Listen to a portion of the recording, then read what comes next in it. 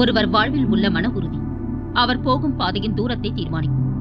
அப்படி தீர்மானிக்கும் போது எதிர்கொள்ள வேண்டிய வழி திருப்பங்கள், அதில் அவர் எடுக்கும் முடிவுகள், அவரவர் சிந்தனை என யுத்தகலத்தின் பரிமாணங்கள். இங்கு உனக்கு போராடும் யூகம், அவற்றின் வழிமுறைகள் சற்று மாறும். பழகிய அன்பு முகங்கள், பழகிய விரோத முகங்கள் என நிறைய தோற்றத்தின் பரிமாண முகங்கள். அவற்றால் உன் வாழ்க்கையில் ஏற்படும் திருப்பம். என்றைக்கும் ஒன்றை மட்டும் புரிந்து கொள், கால நேரம் என்பது நமக்கு நிர்ணயிக்கும் தீர்மானங்கள். உனக்கு ஒன்று கிடைக்கும் என்றால் அதன் பிறகு அது மற்றவர் வாழ்விலும் கண்டிப்பாக கிடைக்கும்.